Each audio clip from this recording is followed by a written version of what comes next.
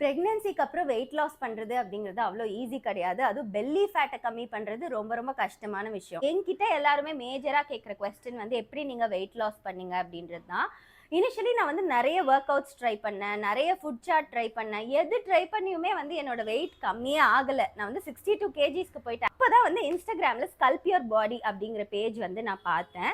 அவங்க பேஜ்ல இருக்க ரிசல்ட்ஸ்லாம் பார்க்கும்போது ரொம்ப இன்ஸ்பைரிங்கா இருந்தது. பிஃபோர் அண்ட் ஆஃப்டர் பார்க்கும்போது அவங்க கிட்ட நான் எடுத்தது வந்து 50 டேஸ் சேலஞ்ச். ஸோ 50 டேஸ் சேலஞ்சில் வந்து 62 இருந்தேன்னா அப்படியே 52 வந்துட்டேன் கிராஜுவலாக. லைக் 50 டேஸ்ல வந்து நான் 10 கேஜிஸ் வந்து சூப்பராக கம்மி பண்ணிட்டேன். ஸோ இதனால பிரெஸ்ட் ஃபீடிங்க்கு ஏதாவது பிரச்சனை வருமோ அப்படின்னு நான் யோசிச்சேன். பட் கிடையாது. ஃபீடிங் மாம்க்கு ஏற்ற மாதிரி தான் அவங்க வந்து டயட் சார்ட் வந்து ப்ரிப்பேர் பண்ணி தராங்க. நீங்கள் வந்து ப்ரெக்னன்சிக்கு ட்ரை பண்ணிட்டு இருக்கீங்க, இல்லை ஃபர்டிலிட்டி டயட் பிளான் இதெல்லாம் கூட அவங்க வந்து உங்களுக்கு சூப்பராக ப்ரொவைட் பண்ணி கொடுப்பாங்க. போஸ்ட்மார்ட்டம் கிரேவிங்ஸ்ங்கிறது ரொம்ப ஜாஸ்தியாவே இருக்கும். பட் இவங்க டயட் சார்ட் நம்ம யூஸ் பண்ணும்போது அந்த மாதிரி எந்த கிரேவிங்ஸும் நமக்கு இருக்காது. நான் என்னோட போஸ்ட்மார்ட்டம் வெயிட் லாஸை அச்சீவ் பண்ணிட்டேன். நீங்களும் உங்களோட வெயிட் லாஸ் ஜர்னியை ஸ்டார்ட் பண்ணணும்னா சீக்கிரம் தாரணி ஸ்கல்ப் யுவர் பேஜை கான்டாக்ட் பண்ணுங்க.